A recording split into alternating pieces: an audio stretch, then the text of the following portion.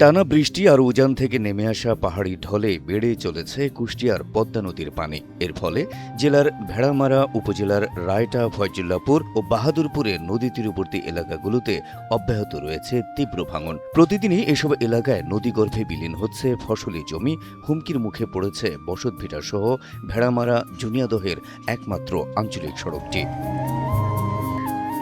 পদ্মার খরস্রোতে ইতোমধ্যে কুষ্টিয়ার ভেড়ামারা উপজেলার রায়টা, ফয়জুল্লাপুর ও বাহাদুরপুরে নদী তীরবর্তী এলাকার সহস্রাধিক বিঘা আবাদি জমি নদীগর্ভে বিলীন হয়ে গেছে।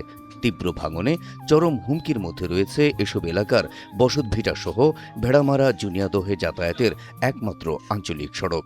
অব্যাহত এই ভাঙনে চরম উদ্বেগ, উৎকণ্ঠা আর আতঙ্কের মধ্যে নির্ঘুম রাত কাটছে নদী তীরবর্তী মানুষের। ভাঙন থেকে রক্ষায় সরকারের প্রতি স্থায়ী বাঁধ নির্মাণের জোরালো দাবি তাদের। আমাদের স্বামীর ভেটি মাটি ভাঙি গেছে।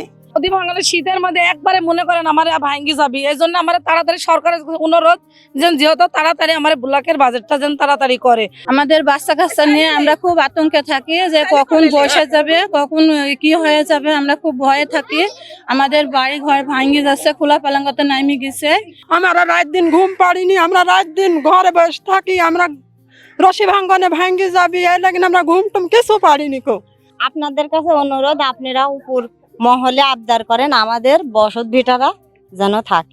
মানুষ আমার কোনো জায়গা জমি নাই, নদী ভাঙ্গন আমার ঘর বাড়ি ভাঙ্গি যাচ্ছে, সবই ভাঙ্গি যাচ্ছে। আমরা শহরে 50 বছর হলে এখানে উঠে আসি, সব নাইনি চলে গেছে ভাঙ্গি, ফসল মানে ভাঙ্গি যাচ্ছে, একাত্র আছে একটু ভাঙ্গি চলে যাচ্ছে সব। আরে নাই জায়গা জমি, আমরা শহর এলাকার মানুষ, আমারে নদী বাইন দিতে হবে, আমরা আর কিছু চাইনি, আমারে ব্লক দিয়ে বাইন দিতে হবে। সরকারের কাছে আমরা আবেদন যে ব্লকের বস্তা তার মারি আমাদের গাংটা ঠেকা, নদীতে সব জমি জায়গা আমাদের আবাদ করার মতন পরিস্থিতি কিছু নাই, একদুল সম্পত্তি নাই যে আমরা সেটা আবাদ করে আমরা এই করবো। আমাদের থাকার জায়গা নাই, আমরা কিভাবে চলবো, কিভাবে বাস করবো, কোন জায়গায় একদুল জমি নেই যে আমরা কিনি সে জায়গায় বাসা ভাড়া করবো। আমরা সবসময় আতঙ্কে থাকি আমাদের নদী ভাঙনের রাতে। পানি উন্নয়ন বোর্ডের কর্মকর্তারা বলছেন, টানা বৃষ্টিপাত এবং উজান থেকে নেমে আসা পাহাড়ি ঢলে কুষ্টিয়ায় পদ্মা ও গড়াই নদীতে পানি বৃদ্ধি পাওয়ায় বেশ কিছু এলাকায় ভাঙন দেখা দিয়েছে। জিও ব্যাগ ফেলে ভাঙন প্রতিরোধ করা হচ্ছে, স্থায়ী বাঁধ নির্মাণ কাজ প্রক্রিয়াধীন রয়েছে। কুষ্টিয়াতে বড় দুইটা নদী আছে, পদ্মা এবং গড়াই। সম্প্রতি সময়ে যে বৃষ্টিপাত হচ্ছে, সেই বৃষ্টিপাত এবং উদ্যান থেকে প্রচুর পরিমাণ পানি আসার কারণে আমাদের পানিতে আসলে নদীতে পানির পরিমাণটা বৃদ্ধি পেয়েছে। তো বৃদ্ধি পাওয়ার কারণে আমরা মোটামুটি কুষ্টিয়া, গড়াই এবং পদ্মা নদীতে আমরা 26টা পয়েন্টটাকে আইডেন্টিফিকেশন করছি, যে জায়গাটাকে আমরা ঝুঁকিপূর্ণ হিসাবে আমরা চিহ্নিত করছি। তো আমরা ইতিমধ্যেই সেই জায়গাগুলোতে আসলে কি মেজারমেন্ট করা যায় এ বিষয়ে আমরা ঊর্ধ্বতন কর্তৃপক্ষের সাথে আলোচনা করছি এবং আমাদের ওখানে সার্ভে কাজ চলমান রয়েছে।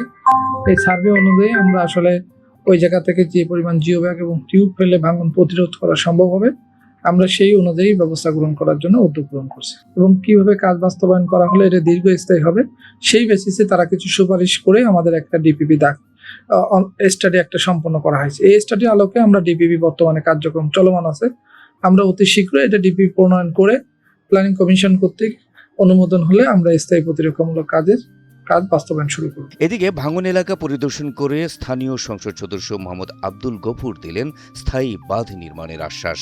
আমি এই অঞ্চলে আজকে সকাল থেকেই সফর করছি, এখন এসেছি পদ্মা নদীর পাড় রায়টা, ফয়জুল্লাপুর, ভেড়ামারা অঞ্চলের। এই অঞ্চলে ভাঙন গত বছর থেকে শুরু হয়েছে, ইতিমধ্যে কিছু কাজ শুরু হয়েছে রায়টা, ফয়জুল্লাপুরে, এবং তার আশেপাশে আবারও ভাঙন ব্যাপকভাবে আশঙ্কা করা হচ্ছে তাদের ঘর বাড়ি, ফসলি জমি চলে যাওয়ার।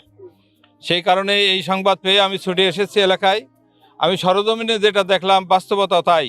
এজন্য আমি সরকারের দৃষ্টি আকর্ষণ করছি যাতে করে অনতিবিলম্বে আমার মিরপুর ভেড়ামারার রায়টা, ফয়জুল্লাপুর সহ আরও কয়েকটি এলাকা যে ভাঙনের সৃষ্টি হয়েছে তাতে করে যাতে আর ভাঙন অধিক পরিমাণে না হয়, সেই কারণে আপাতত টেম্পোরারিভাবে হলেও জিও ব্যাগের মাধ্যমে এই ভাঙন রোধ করার প্রয়োজনীয় ব্যবস্থা নেয় সেই আহ্বান জানাচ্ছি সরকার প্রধান এবং পানি সম্পদ মন্ত্রণালয়কে। আমি 76 কুষ্টিয়া মিরপুর ভেড়ামারার একজন এমপি হিসাবে যে সরকার যেন অনতিবিলম্বে টেম্পোরারি এবং পার্মানেন্ট দুইটা ব্যবস্থায় এটার ব্যবস্থা করেন, যাতে আমার এলাকার জনগণ আর যাতে ভাঙনের এই দুঃসহ বেদনা থেকে তারা মুক্তি পান, সেই লক্ষ্যে আমি সরকারকে আহ্বান করব, আপনারা প্রয়োজনীয় ব্যবস্থা নেবেন। কোনো আশ্বাস নয়, ভাঙন রোধে দ্রুত স্থায়ী পদক্ষেপ নেবে সরকার, এমনটাই প্রত্যাশা নদীপাড়ের মানুষের।